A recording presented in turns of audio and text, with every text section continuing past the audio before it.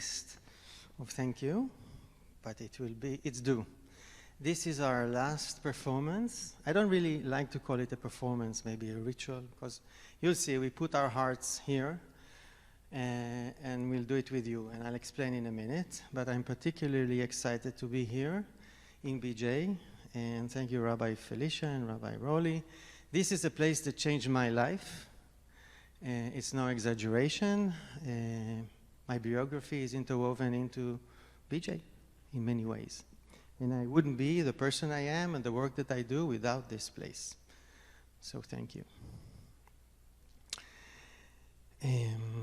So I'm thanking the rabbis, Rabbi Felicia, Rabbi Roli, and Rabbi Rebecca, and Ari, who's also here, the Chazan, and Cantor David Mintz, and Director of Program and Strategy and Operation, Sunny Singh and Elizabeth Eliasson, and the entire BJ that were working very hard, and our sound man, Dimitri. Yes, beautiful sound man, beautiful sound. This evening is also stamped out and was created in the newly formed Ritual Center at the Hartman Institute. The Ritual Center is a website, but not only, that collects and recreates rituals for Jews in Israel, for different denominations, and in a pluralistic way that could serve us and that could help us doing our weddings and bar mitzvot and bat mitzvot in a way that is natural here but not very trivial in Israel, that you can dive and find things that really suit your values, and that your actual wedding will be performed in a way that conveys the couple's values and worldview. And as it happened this year, we wanted to start, and we started by crafting this new center, especially dedicating it to weddings, and then October 7th came, and obviously we had to serve people in times of tragedy and mourning and comfort. And you'll find a lot of this information on the back of your Sidurim, which you can also take home. It's specially designed for you. Now, the Ritual Center cannot have been founded, as well as Bet Filah, without the Julius Stallman Foundation, and I feel personally privileged and happy to welcome a friend and a founder, Steve Stallman, and Marcella Rosen, to be here with us tonight. Without Steve's support, the Ritual Center would not have come to be, and I'm very thankful for you, Steve, for this and for many other things that you've done. I would like also to mention the Aviv Foundation and Merkaz Sapir that are our supporters. A little bit of more thank you to Marlene Meyerson from JCC Manhattan. This is a cooperation. I feel like we were brought from the other side of the world, and there were a lot of people needed to do that, and we're really thankful for everything and everyone that were working for this, particularly Rabbi Joanna Samuels, Udi Urman, and Gali Rabin Choresh, and we're delighted to welcome Joanna tonight.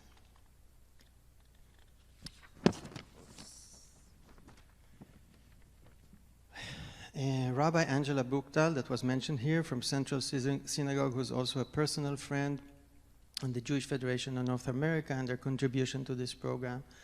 And finally, last but not least, my friends and colleagues from the Shalom Hartman Institute, both in Israel and in North America. I want to mention some of them. Yehuda Kertzer, who saw this in Jerusalem and came up to me at the end of the evening and said, "Would you come to New York?" I said, "I don't know, if you want."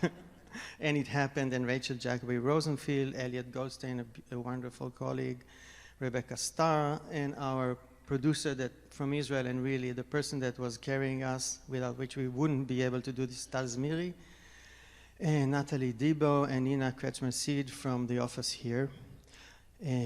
Also recognizing the presence of Hartman board members and Institute Giving Society. And last but not least, I want to say that I would like to personally welcome some of my parents' friends from 50 years ago. in a remote place in Gainesville, Florida, a place that you've probably heard of. And my mother felt that then in the 70s that she didn't come to the US. She felt she came to another country. But it's very, very warm-hearting to be with you here tonight. So I know that all the people were introduced already. I was supposed to do it, but Rabbi Roli did it much better than I did. So would you please welcome Orel Oshrat, our pianist. Amir Israel, our oud player. On Roli's oud. Saved us with an oud. Try to rent an oud in the US. I mean, come on. And a young lady, a singer that coincidentally bears the same family name as myself, Yael Jaeger.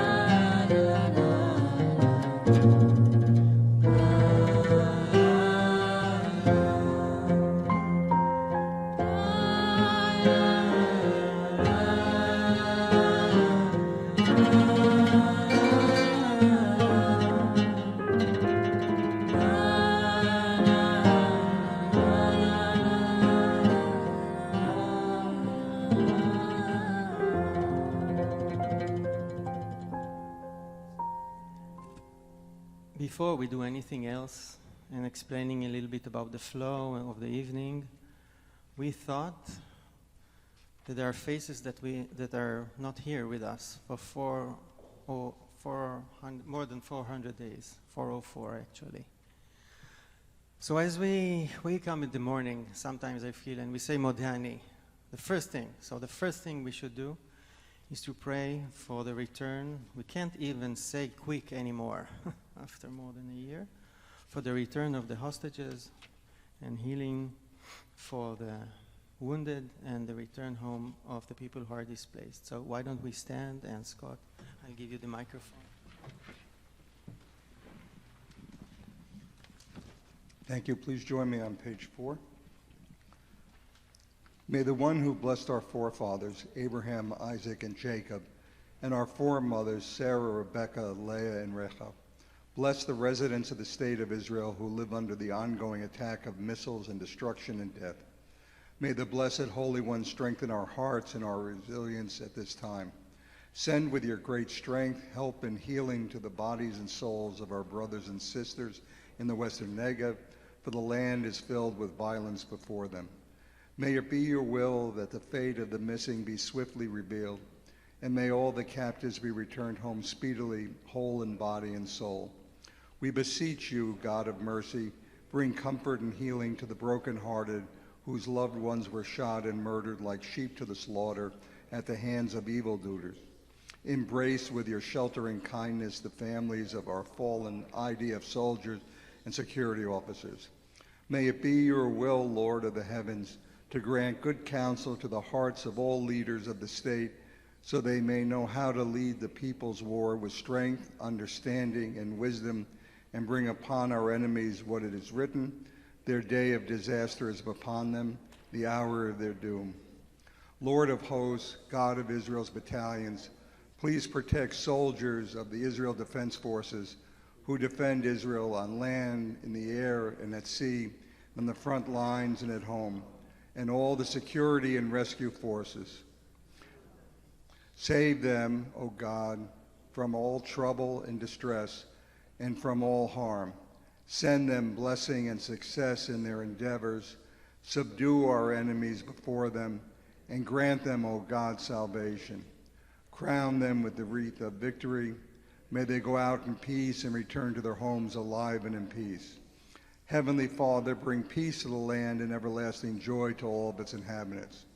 Every person shall sit under their vine and under their fig tree, and none shall make them afraid, for the mouth of the Lord of hosts has spoken. May these words be fulfilled soon in our days. So may it be, and let us say, Amen. Thank you.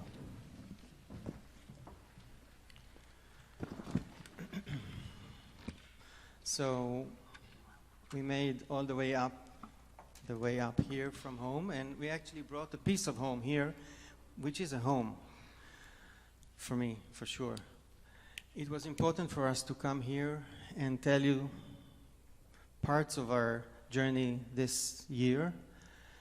And this is not a show. Think of it more of a Seder Pesach, I think, where we sit around the table and we sing and we tell stories, and there will be laughter and I think tears here and there. I personally feel I didn't cry enough, and usually I cried here the first time I entered here for Kabbalat Shabbat, and somehow this place brings up the tears from the throat. So maybe tears also, and hope and singing. And we need you in the singing again, because this is not a show. It's not a show.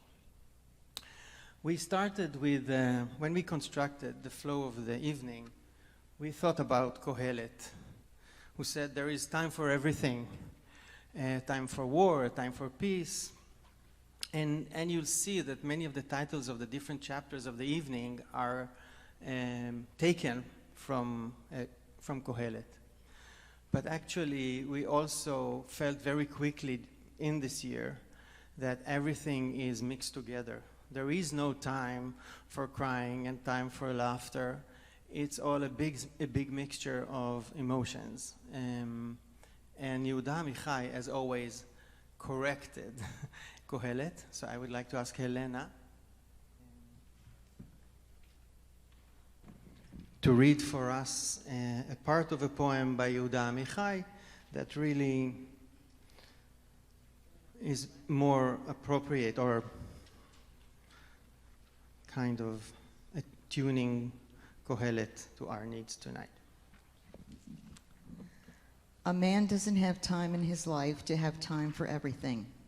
He doesn't have seasons enough to have a season for every purpose. Ecclesiastes was wrong about that. A man needs to love and to hate at the same moment, to laugh and cry with the same eyes, with the same hands to throw stones and to gather them, to make love in war and war in love, and to hate and forgive and remember and forget, to arrange and confuse, to eat and to digest, what history takes years and years to do. A man doesn't have time. When he loses, he seeks. When he finds, he forgets. When he forgets, he loves. When he loves, he begins to forget. Thank you. So our story begins here. This is not an Independence Day parade. This is one of the demonstrations against the judicial revolution, Depends on which side of it you are, or Reform if you are on the other side. I was on that side. And we were out in the streets months and months and months. This is July 2023 in Jerusalem, one of the mega demonstrations against the reform proclaimed by the government. And so it happened that when the high holidays last year came, we were hoping that it will give us some rest from this inner conflict within Israeli society.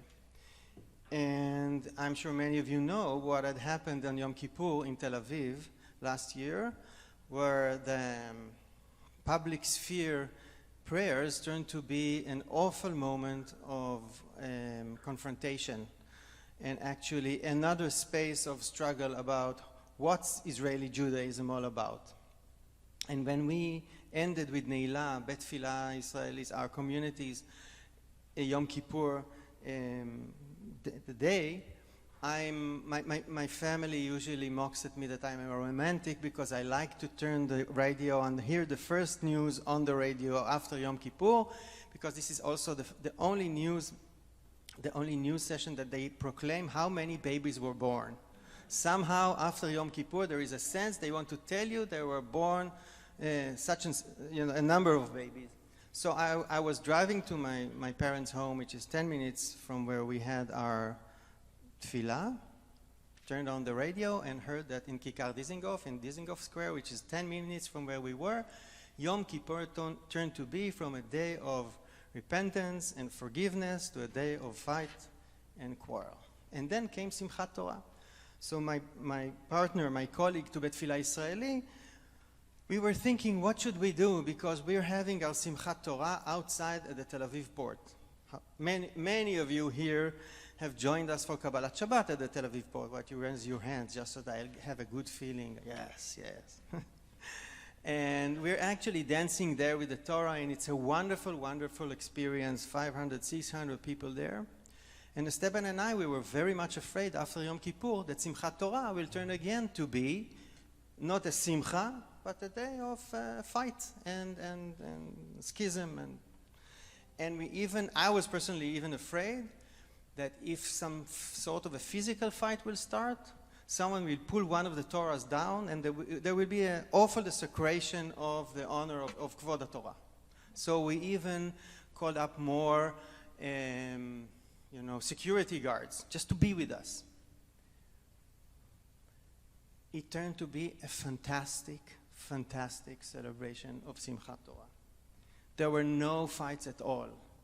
It was an uplifting moment, and you can see people's faces, 500, 600 people dancing with Torah. One of the most amazing moments was that we were commemorating 50th anniversary for Yom Kippur War. And one of the veterans got the Torah, held it on one side, and held his grandchild on the other side. And he was walking with the Torah around, and people were kissing him and the Torah and the grandchild. And we all felt that was an uplifting moment. A fantastic Ki Mitzion Tetzeh Torah.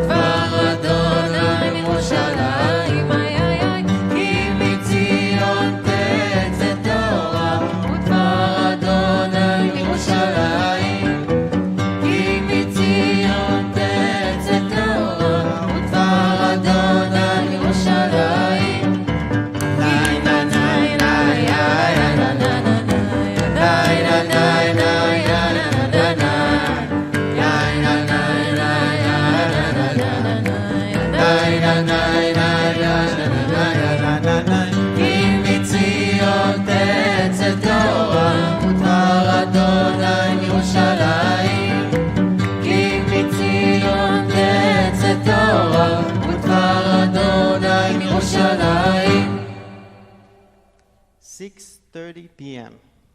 Friday, Tel Aviv. 6:30, Shabbat, Simchat Torah, the war breaks. It was unbelievable. 12 hours later, sirens and everything that you know. So I want to tell you a little bit about my role during the war.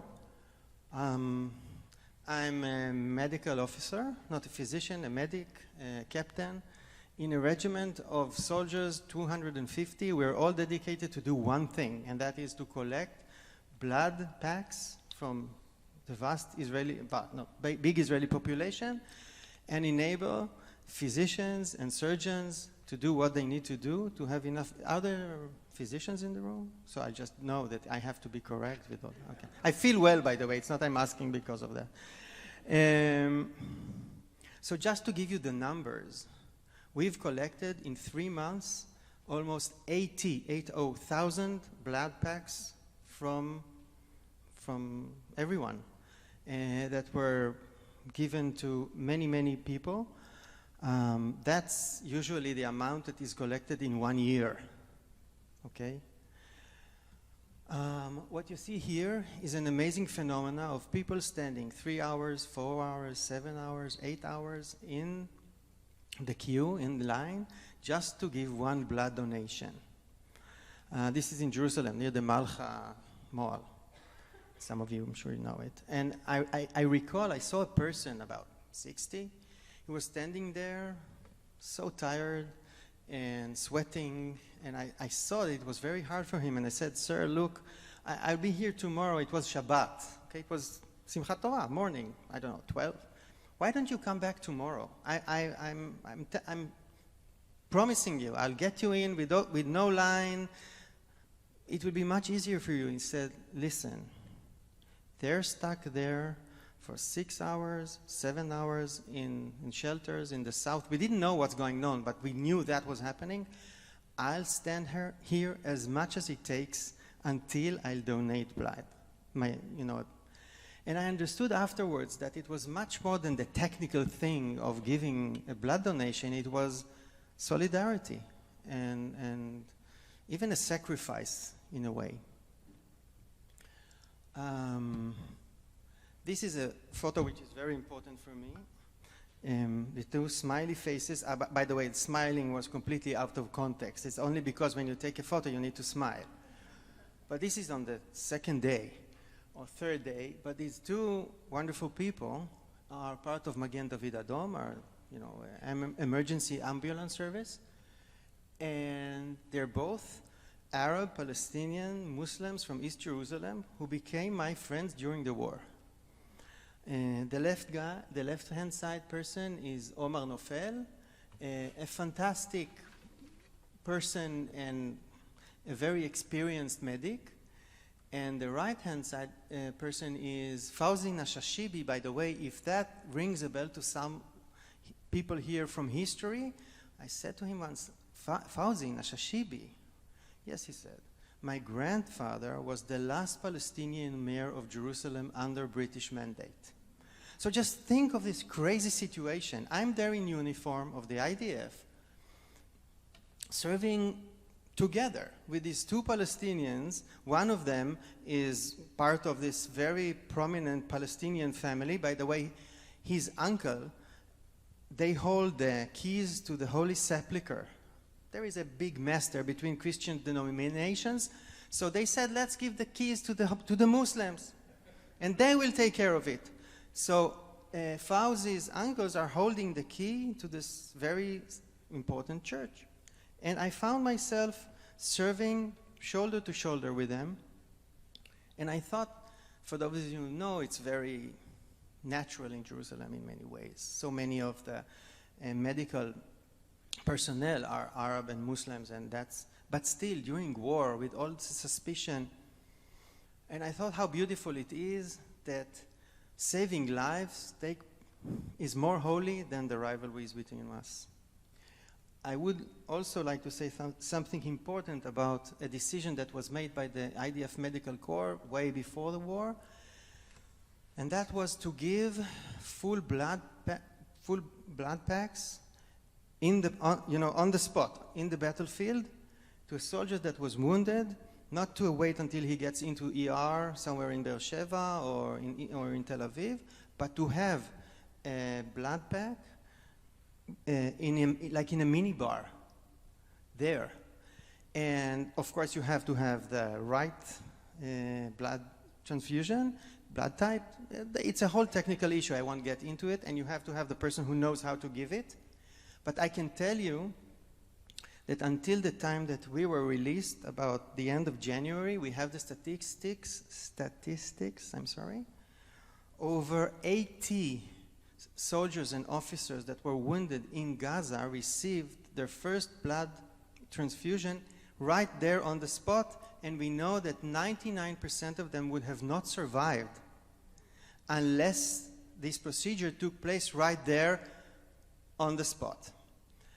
So just imagine another 80 deaths, another 80 people that wouldn't be with us unless this. I told my soldiers, we are privileged to be part of this great chain of life. We're just part of it. But that was saving life. And by the way, we know already that it will probably change the protocol of medical treatment all over the world. This is the only army that knows how to do it, but I'm sure it will also penetrate to civil casualties, and it will change the way people are being saved. Then the second session of my service was volunteering in something that it is important for me to mention here. I will do it very shortly. I don't know, I'm sure you know, but I'm not sure you've seen it. This is the humanitarian dock, the humanitarian platform that was erected by US government, by US Army in Gaza to provide humanitarian aid to Gazan people. And I volunteered to be part of the command room that was a combined command center. That was we were doing the job together with US military officials, and these are my partners from places in the United States I usually don't meet people from, North Carolina. I don't know, it was very, very interesting for me and extremely powerful to know that we are joining forces to get food to the people of Gaza. I want to tell you, it worked better than it seems on the media, here and in Israel. I read the reports, but I've seen things on the ground. It was functioning better than what it was projected outside because of all kinds of reasons, which I won't get into. This is a cake that I bought for them for 4th of July, just to feel a little bit. And they're all medical people, fantastic medical people from US Army. So that was something also that took place. Unfortunately, while we were doing all this fantastic, or good job, I hope, medically, the massacre of people was taking place. We were putting our uniforms and preparing and doing everything right, but at the same time, we know people in the kibbutzim and in Sderot and Ofakim were killed by hundreds. And a very good friend of mine, Rabbi Michael Isaac from San Francisco, who came to visit me, and we went down to the south, he said to me, Rani, the stories here are as if you went back to 1948. I feel that these are the same stories that I heard from those days. Of course, I was a kid, he was a kid. So we would like to sing for you, one of the most famous songs of 1948, Shir HaReut, the friendship. That was also the most beloved song of late Prime Minister Yitzhak Rabin, that his Memorial Day was just yesterday. And it really describes the area of Western Negev and what happened there in 1948. You have it also on page 15 and 14.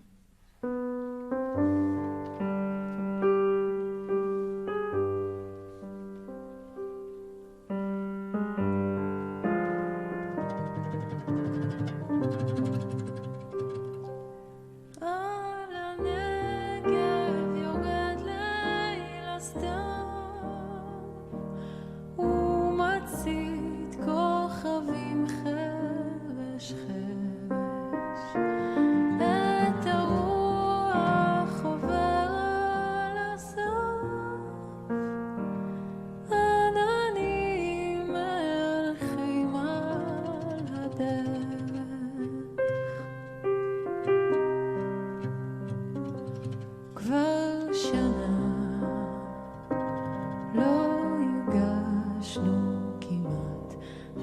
וחברו הזמנים בשדותינו כבר שנה ונותרנו מעט מרבים שאינם כבר בינינו אך נזכור את כולם את יפי הבלורית והטוב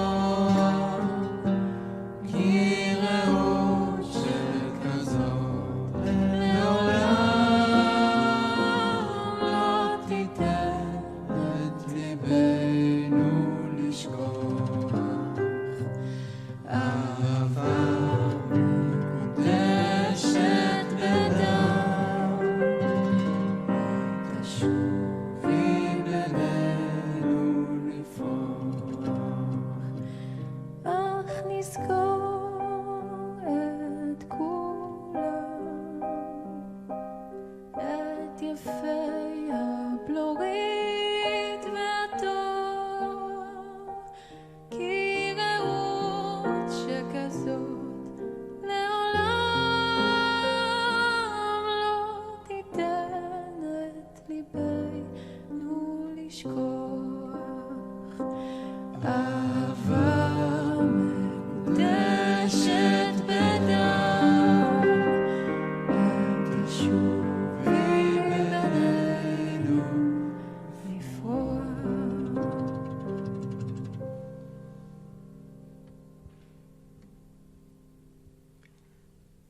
Because of the day, and also because of the pictures and the descriptions that were coming out of this region in the first few days, I think Jewish memory made a quick comeback into our minds. And you know, we're Israelis and we have the army, and you know, this whole story that we were powerful. And suddenly it all collapsed, and we very quickly came back to Jews of previous centuries, not here, right? Not the 20th century New York, from the 18th century Galicia or wherever. And that was very clear that something in those notions are coming back to us. The vocabulary, the fear. So to give that an echo, we'll sing with you now on page 16. הנשם הלך והגוף פה הלך, חוסה על המלאך. This piyut of Avraham ibn Ezra from the Middle Ages that describes human fragility and the soul that is in despair and cries for God's mercy and compassion.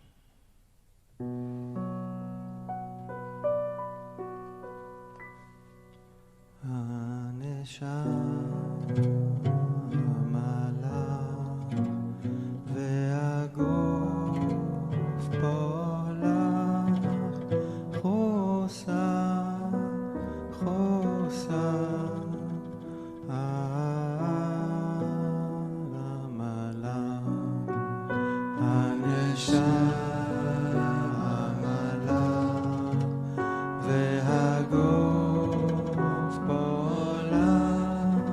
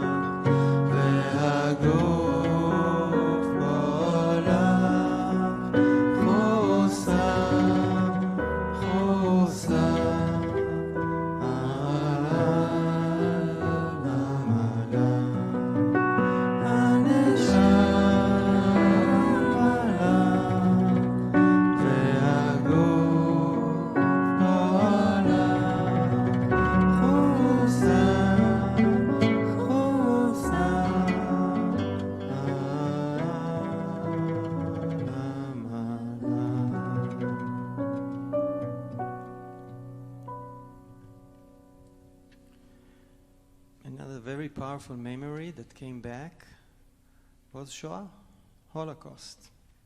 I personally don't take that comparison. I don't think it's true.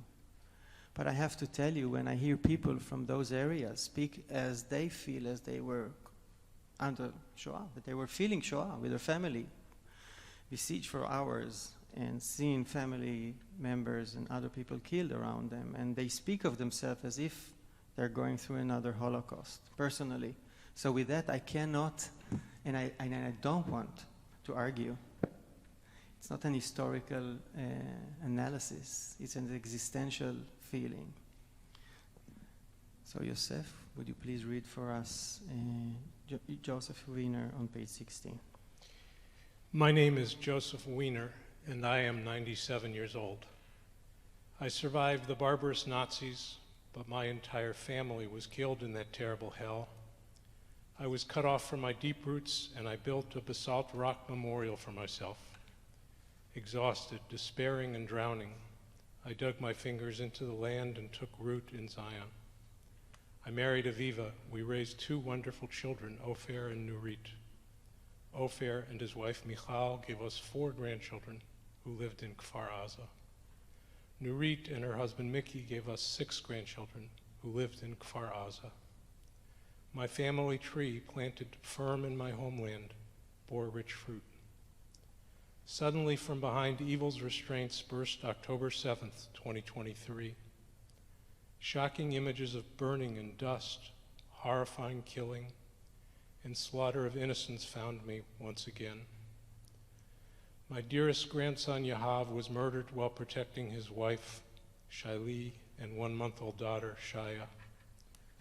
My dearest granddaughter Hadar and her husband Itai were murdered as they protected their 10-month-old twins, Roe and Guy. I am once again exhausted, despairing, drowning, and I have no more land to grab onto.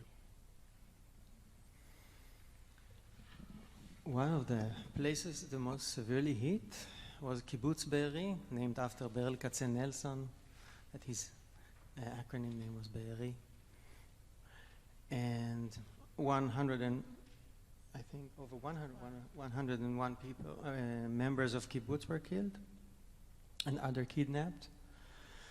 And the one, I know that some of you know this elegy that Amir will play in a minute, but the wonderful musician Yael Jaeger composed an elegy that is really a fantastic composition in the spirit of kinot that Jews have written during the ages, those that we say on Tisha B'Av and on other occasions. He was able to really he's a master of Hebrew, and the way that he really interwoven what happened in Be'eri into this traditional Hebrew is an inspiring moment of creativity. And on top of all of that, he composed to it music from the tradition of his father from Morocco. And it turned out to be this whole comprehensive piece that I think will be recited in 500 years from now, because that's the level of the beauty and sadness in this. And we are privileged, I really say so, I feel we're privileged to have Amir play and sing it for us right now.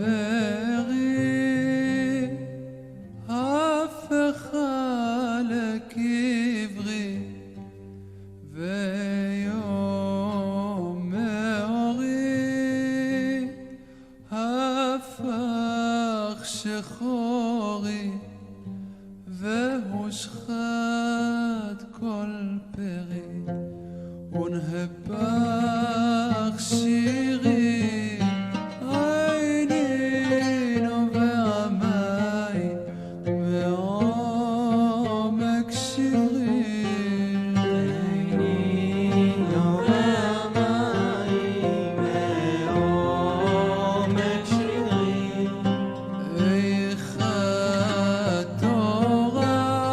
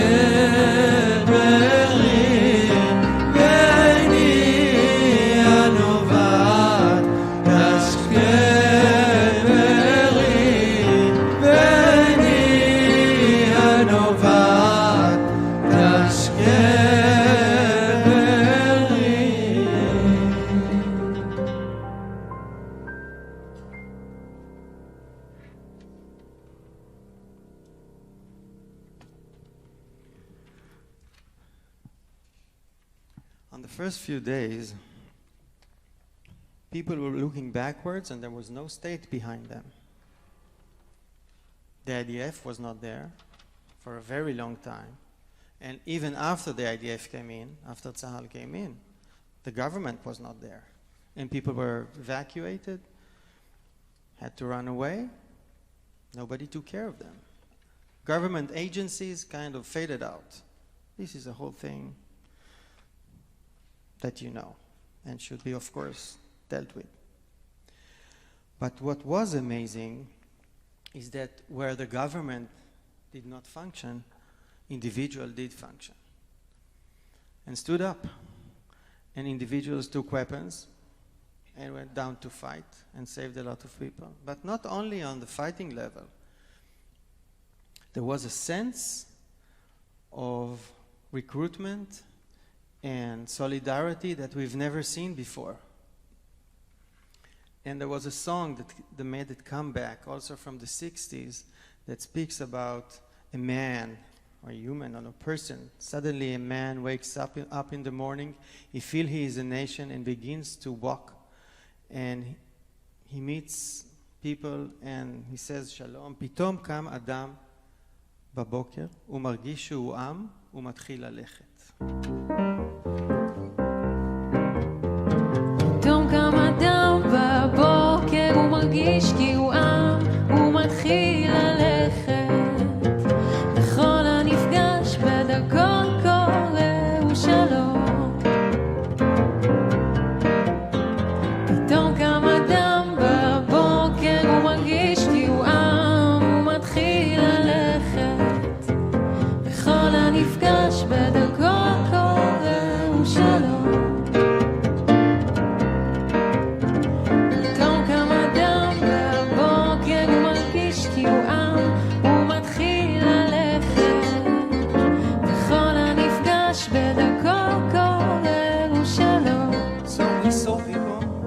collecting clothes for people who were running away from home with nothing. Shelters. People were hosting other people from Sderot and Ofakim and the kibbutzim. And we saw volunteers in the fields helping farmers collecting, you know, the crops and harvest and whatever was needed. And there was no one else to do it. Just as an example, there is a restaurant in Tel Aviv, the brothers. Misedet Achim, they were nice, hip, you know, restaurant. They started to cater and they fed thousands of people every week. They're not a kosher restaurant, by the way. So very quickly, they became kosher so that they could feed soldiers who were observant. And then they became veggie, so they will be able to, you know, feed people who are veggie. And people simply registered there, signed their names to come to the kitchen and to cut cucumbers and to cook and then to carry packed food down south by thousands. So this restaurant became like a grand soup kitchen like you have here in, I don't know, in thousands. And that was really, really powerful to see that where there was no government, we were there. Citizens were there. And resilience was there. So in that context, also, I would like to ask Yael to tell her story. Why don't you stand up? Okay. Yeah. I think it's better. So, first I will start and apologize for my English. I'll do my best, and we'll do it together, okay? In order to explain you the next song, I'm taking you 4 years ago. I've been in Mechinat Nachal Oz, which is in the Negev, 700 meters from Gaza. If you don't know what Mechina is a pre-army program, okay? 1 year before the army. We've been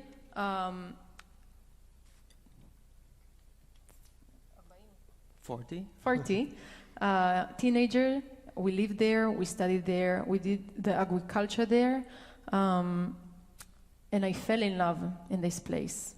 I fell in love in the kibbutz, in the people there. My friends are from there. Really, it's amazing place. And then I raised to the army, and I released from the army after 2 years. I'm like, thank you, journey of years. And then I decided that I want to meet my uncle in Ibiza, Spain. It's not the Ibiza you're thinking of. It's like, it was fields and goats and chickens. And I've been there. I want to be there 2 months. And I have been there a week or so, even less. So I've been there. I'm waking up October 7 in my yurt. And I'm taking my phone first thing in the morning, unfortunately. And I'm starting to get the images and the photos and the videos that we all know. I don't need to explain you. It took me a while to understand what is happening in my home in Jerusalem, but also in my home in Kibbutz Nachal Oz. In Nachal Oz, murdered 13 of the kibbutz members were murdered, and 8 were kidnapped to Gaza. And then I decided that I'm coming back to Israel because it was like I couldn't be in there with the goats, and this is what is happening in Israel. And I came back, and I decided I want to visit Nachal Oz. The whole kibbutz evacuated to Mishmar HaEmek, which is another kibbutz in the north, in Jezreel Valley. It's another story. It's an amazing story of chesed and I don't know. It's an amazing story. Yeah. And I went to visit them. I just want to give a hug, to say hello, to see that I realize that I want to see them alive. And I've been there. I wanted just to visit, and I stayed 9 months there. I've been the counselor of the kids, 6 to 8 years old. Oh, this is them in my birthday. So I've been there. I can't explain you how chaotic it was. It's another story. But in the beginning of the war, a a lot of singers and actors came to the kibbutz to do what they do, to sing and to be there, to give a hug. And one of the singers that came was Yasmin Mourn, which is a big star and singer, great singer in Israel. And she came, and I came up to sing with her, and she uploaded our perform on her Instagram. And 4 or 5 hours later, I'm getting a message in my Instagram. The message was, "Hi Yael, I am Eden Levy. My sister Lior Levy was murdered. She was a soldier in Urim base. This is the message, I'm just reading you. I'm telling you the message she wrote to me. She was my hero. She killed because she tried to help her friend. She was our light, Lior, our light. And we're looking, sorry, it's a side note, but for this evening, I researched the message, and I saw she wrote that to me on October 20, a month after everything happened. And she told me we're looking for the voice and from the man that could do a song, write a song and to sing a song to remember her and to sing a song that is our a memory of her. And I saw it, and I get goosebumps every time I'm telling about it, but I didn't know how to do.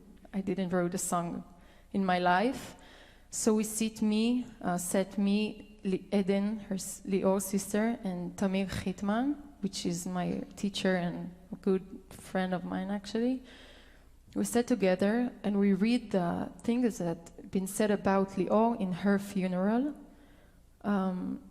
Lior's sister brother, Omri, 7 years old, said in her funeral, even though we fight a lot, I knew you would always forgive me.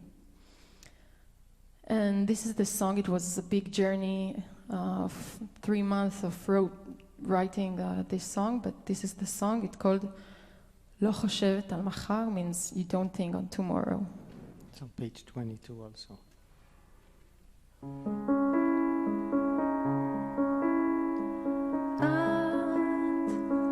לי קרן אור שלא יחזור, שלא יאיר ויכוון לי את הדרך.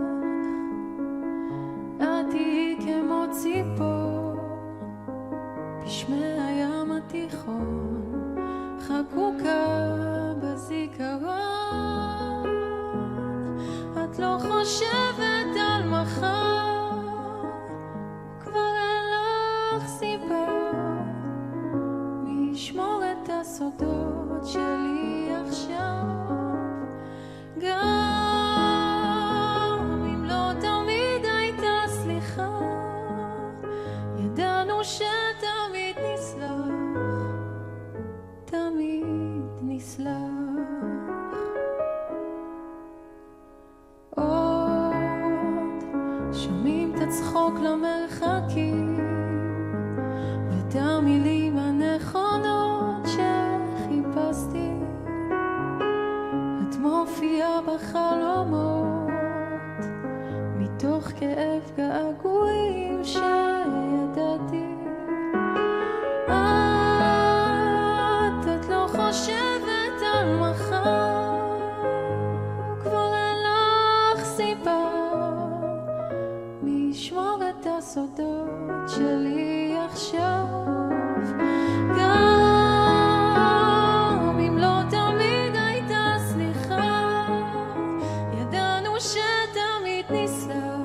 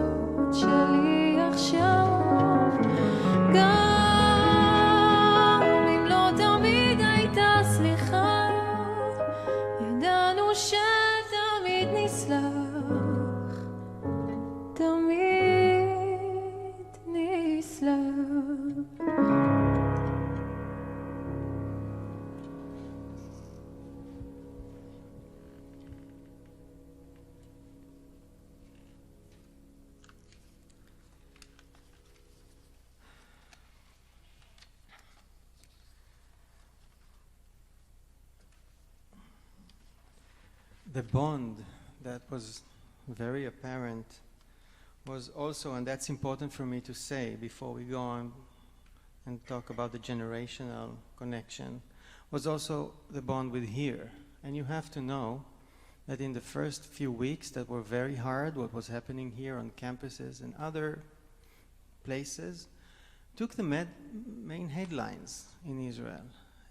And that sense of we are one people was not only inside the borders of Israel, but also Jewish people in large. And that's very important for me to say here tonight with you.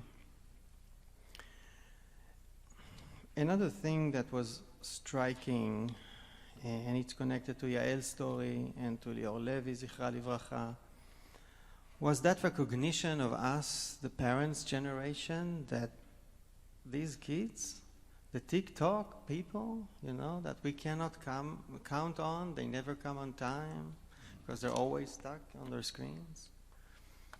We suddenly found out that to say that we can rely on them is a mini definition of what happened, of the courage and commitment. And so another echo that came back was a very famous poem of Natan Alterman, The Silver Platter, that I'm sure many of you know. Alterman, probably the most important poet in Israel between the 40s and the 60s, used to write a column in the paper every Friday, when we used to have columns in the paper, when we used to have papers. But that was amazing. My father tells me people were buying Davar, the paper, just to read a poet's statement about what happened this week. I mean, not in literature, in our lives, in politics, in military, in whatever. So in 1940, in one of the most important seventh column was Natan Alterman, Magash HaKesef, The Silver Platter. When we were kids, we were reciting it over and over in Independence Day. And we were always reading it as a sort of a modern Kaddish, kind of looking back on the sacrifices of the people, of the young people of the Independence War, that led to this moment of the proclamation of the state that is described, by the way, in the poem as a sort of a new Sinai revelation, if you see it. It's an amazing construction. But actually, one day, someone wrote about it, the key to understand this poem is the date. It's 19th of December, 1947, which is 5 months before the Israel was proclaimed. So this is not a looking backward poem that justifies the horrible sacrifices. It's something else. It's actually 2 weeks after Kaftet ben November, 29th of November 1947. We're not far away from here. United States, yes. Argentina, no. That vote in the UN on the partition of the state of Palestine to an Arab state and a Jewish state. And people were, joining in around the radio set. And when it was proclaimed that there will be a Jewish state, they started dancing in the streets. We've all seen those black and white people, right? My father describes it. So it's true. But what Alterman really wanted to say is, ladies and gentlemen, it's going to be very, very hard. You're dancing Hora now in Tel Aviv, Haifa, and Jerusalem, but I'm telling you, when the moment will come, it won't be a Sinai revelation. It will be a big sacrifice of the young generation. And one of the most heartbreaking moments in this poem that you have on page 24, by the way, it will be on the screen in a minute, is that a nation in tears and amazement will ask, who are you? Kind of the old people, the older generation is looking on these two young people, a boy and a girl, who are in uniform, and they are the silver platter. They are the people who are bringing the state. And unbearably, they don't recognize it. Don't recognize them. The parents' generation doesn't recognize the children. Who are you? We don't know you. Where are you coming from? And they're their kids. But there is something that was revealed in them that is so big, almost bigger than what we thought they could be. And we're doing this, we're reciting Magash HaKesef, the silver platter, in Bet Tfilah Israeli, in our congregation in Tel Aviv, on the eve of Independence Day, but since Alterman wrote it as a sort of a prophecy, not a looking backward text, but a looking forward text, we read it in Ta'amim of Haftarah. Like Jews read Jeremiah and Isaiah and Yechezkel, we read it, we recite it in the music of Haftarah. So we would like to do it with you, for you right now. And I have to tell you that when we did it in 2024 with Yael in Bet Tfilah, when we got to this phrase, to this sentence, Yael was stuck and she couldn't recite it. And we tried a few times, and then I took it from her, and so we'll see how it goes tonight. והארץ תשקוט, אין שמיים אודמת, תעמעם לאיתה על גבולות עשנים, ואומה תעמוד קרועת לבח נושמת, לקבל את הנס האחד אין שני. היא לטקס תיכון, היא תקום למול סהר, ועמדה טרם יום אותה חג ואימה. אז מנגד יצאו נערה ונער, ואת עד יצעדוהם אל מול האומה. לובשי חול וחגור וכבדי נעליים, בנתיב יעלו הם הלוך והחש, לא החליפו בגדם, לא מחו עוד במים, את תקוות יום הפרח וליל קו האש. It became sooner than I thought. היפים עד בלי קץ, נזירים עם הרגוע, ונוטפים תללי נעורים עבריים.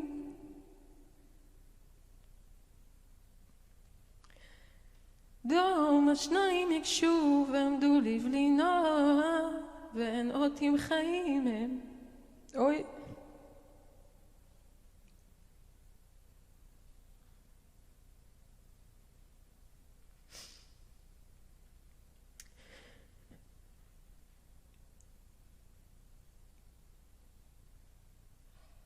ואין אותים חיים הם, אוי אירועים.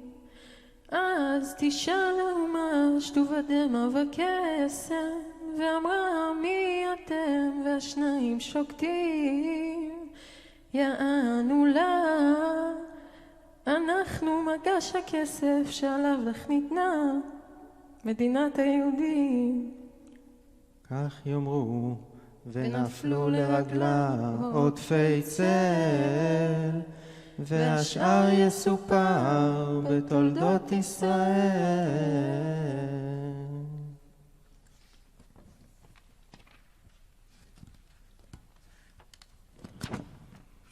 שבוע 11, 28.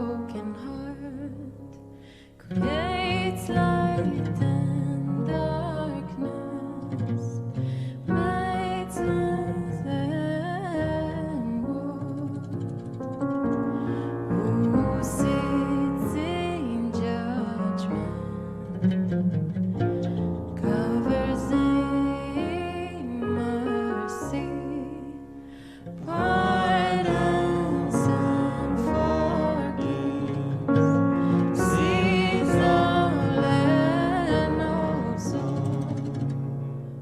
Umi ירפא ליבי,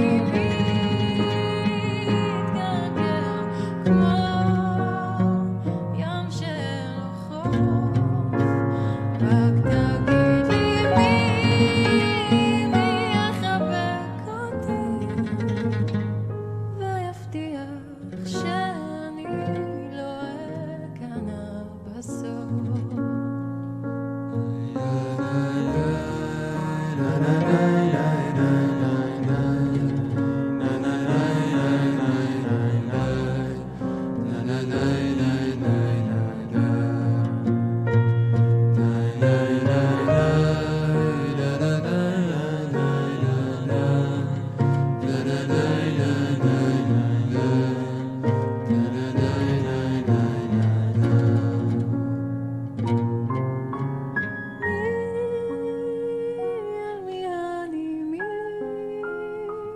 מתגעגע כמו ים של חוף. רק תגיד לי מי יחבק אותי ויבטיח שאני לא אכנע בסוף.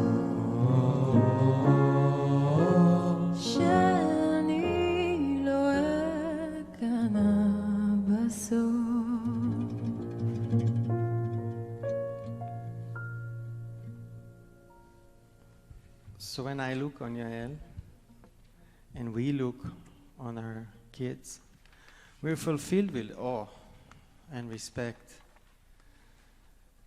and with hope that they will be also the partners of the rebuilding of Israel, as people who are sitting here, and also hoping that there will be healing for all the broken hearts and for our society, in all of the way Judaism is performed in Israel and its values, because Judaism is also broken back home. And for that, we need all the forces, all the good forces that we have as you as well. And we need hope and singing and Oz, force and energy. Ozi וזימרתיה.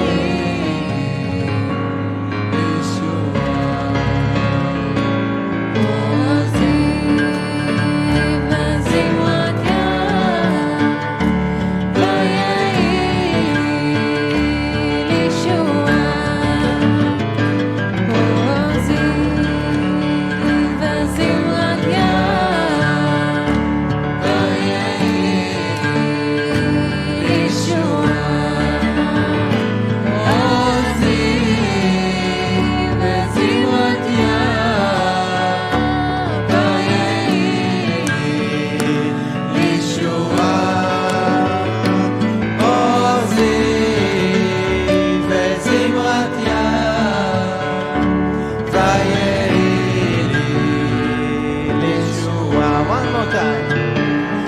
עוזי וזמרתיה ויהי לי לישועה.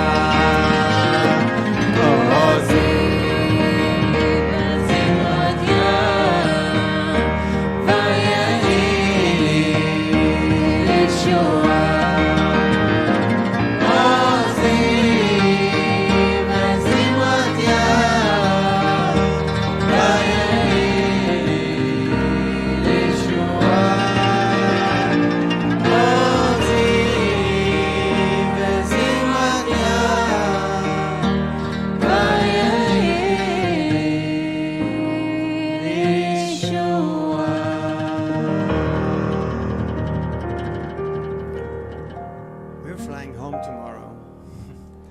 So the last song we'd like to sing with you is about that going home, homeward, habaita.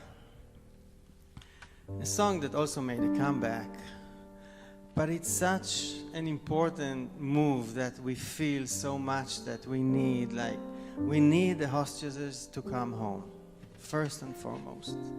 And we need the soldiers to come home. And we need the evacuees. We want and we pray them from north and south to come home. And I would personally say that I would like, and many of us would like, the people of the region to come home. So there will be a home for all of us.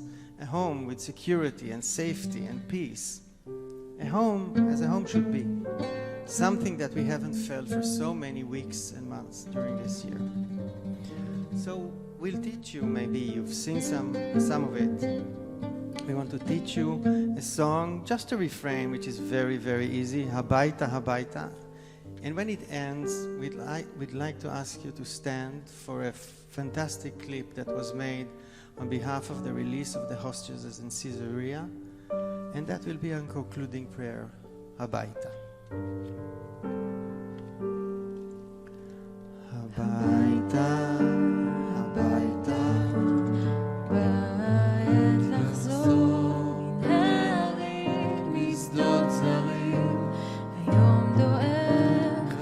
That's very easy. Habaita, habaita. טרם רדתו, לילות קרים, לילות מרים, קרבים עכשיו לך. Let's do it again.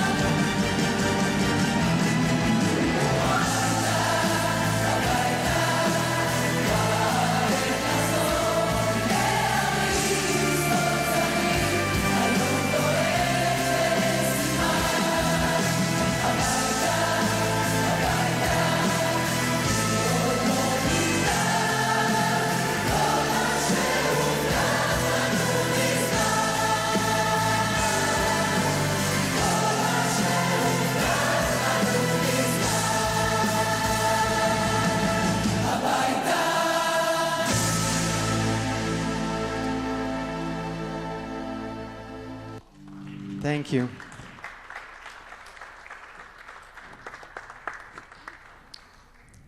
Before all of you go home, and before all of you chozrim habayta machar, I just want to say to Yael and Amir and Orel and Rani, Yashar kochachem. May you need strength and may you go to strength. And thank you for sharing with us what the innovation of ritual is, what bridging the sense of peoplehood is, so that our people can be connected and to have an understanding and insight to the Israeli reality, to the innovations of Judaism and ritual that the Hartman Institute brings. And thank you to all of our partners at B'nai Jeshurun, at the JCC, and all of you for coming. And please come learn with us in Jerusalem and come again to other programs. And shetachzuru habayta b'shalom. Thank you.